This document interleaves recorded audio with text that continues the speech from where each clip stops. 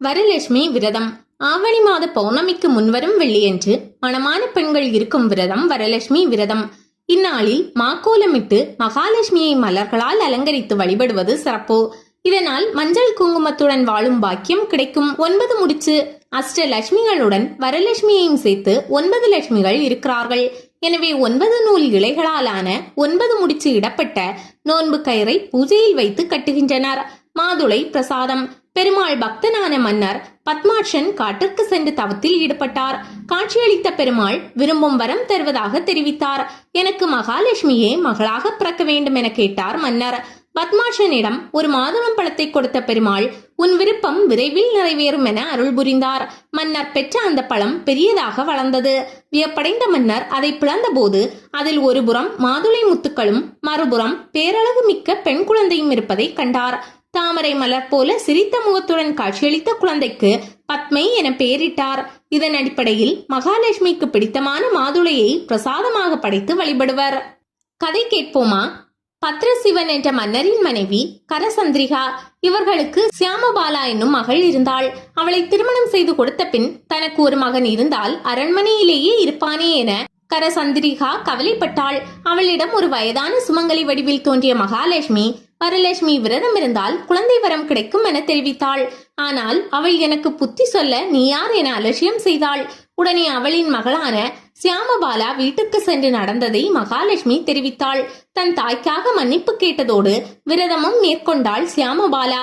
அதன் பயனாக செழிப்புடன் வாழ்ந்தாள். கரசந்திரிகாவோ பணத்தை எல்லாம் இழந்து ஏழையானாள்.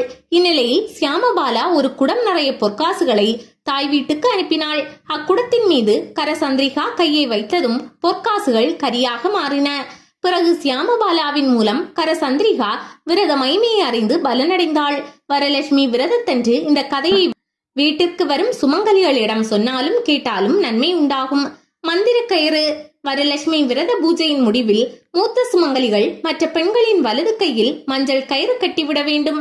கட்டும்போது நவதந்து, சமாயுக்தம், நவக்கிரந்தி, சமன்விதம், பத்ரியாம், தட்சிணே, ஹஸ்தே, தோரகம், ஹரிவல்லபே என்ற மந்திரத்தை ஜபிக்க வேண்டும். இதை சொல்ல முடியாதவர்கள் நாராயணரின் மனைவியான மகாலட்சுமியே 9 இலைகளும் 9 முடிச்சும் கொண்ட இந்த மஞ்சள் கயிறை பிரசாதமாக ஏற்று வலது கையில் கட்டிக் கொள்கிறேன், எனக்கு அருள் புரிய வேண்டும் என வழிபட வேண்டும். கருணை கடல். சௌராஷ்டிரா நாட்டின் ராணியான சுசந்திராவிடம் ஏராளமான செல்வம் இருந்தது. செல்வத்திற்கு அதிபதியான மகாலட்சுமியை விட தானே பெரியவள் என பெருமை பேசியதோடு அடாத செயல்களிலும் ஈடுபட்டாள்.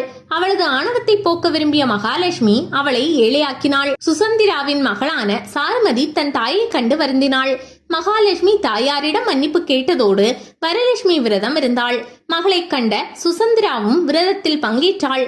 மனமிறங்கிய மகாலட்சுமி இழந்ததை மீண்டும் வழங்கினாள். ஹரிபலம். திருமாலின் அம்சமான நெல்லிமரம் கருதப்படுவதால் ஹரிபலம் எனப்படுகிறது. வீட்டில் நெல்லிமரம் நட்டால் லட்சுமி கடாட்சம் உண்டாகும். நெல்லிக்கனியை உணவில் சேர்த்தால் ஆரோக்கியம் புண்ணியம் சேரும்.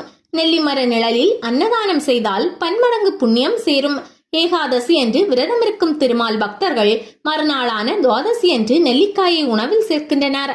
கிளிமுக முனிவர். மகாவிஷ்ணுவும் மகாலட்சுமியும் மேருமலைக்கு வந்தபோது கிளிமுக முனிவரான சுகபிரம்மம் அவர்களிடம் ஆசி பெற்றார். அப்போது, தாயே, மனிதர்கள் எப்படிப்பட்டவர்களாக இருந்தால் உன் அருள் கிடைக்கும் என கேட்டார். இனிமையாக பேசுதல், இருப்பதை பிறருக்கு பகிர்ந்து கொடுத்தல், சாந்தமுடன் பழகுதல், பணிவுடன் நடத்தல், பெண்களை மதித்தல், நல்லவர் உபதேசம் கேட்டல், மனம் மொழி மெய்களால் தூய்மை காத்தல் ஆகிய பண்புகள் கொண்ட நல்லவர்களிடம் நிரந்தரமாக தங்கியிருப்பேன் என்றாள். வாஸ்து தோஷமா? வலம்புரி சங்கை பூஜை அறையில் வைத்து வழிபட்டால் லட்சுமி குபேரரின் அருள் கிடைக்கும். தொழில் வியாபாரம் நடத்தும் நிறுவனத்தில் சங்கு வழிபாடு செய்தால் லாபம் பெருகும். வலம்புரி சங்கில் பால் வைத்து லட்சுமியை வழிபட்டால் ஆடை ஆபரண சேர்க்கை உண்டாகும். சங்கில் ஊற்றிய புனித தீர்த்தத்தை பருகினால் நீண்ட ஆயுள், உடல் நலம் சிறக்கும். வெள்ளியன்று சங்க தீர்த்தத்தை தெளித்தால் வீட்டில் உள்ள வாஸ்து தோஷம் அகலும். சங்கு வழிபாட்டால் 7 பிறவிகளில் செய்த பாவம் கூட மறையும். வாசலிலேயே வரவேற்பு.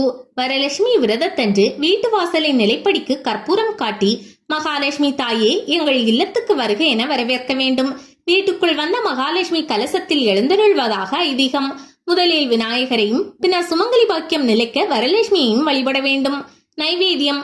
வரலட்சுமிக்கு நைவேத்தியமாக பொங்கல், பாயாசம், அப்பம், வடை, கொழுக்கட்டை, லட்டு, தயிர், பசும்பால், நெய், தேன், கற்கண்டு, ஆரஞ்சு, மாதுளை, விளாம்பழம், மாம்பழம், வாழைப்பழம், திராட்சை இவற்றில் அவரவர் பொருளாதார நிலைக்கேற்ப நைவேத்தியம் செய்யலாம்.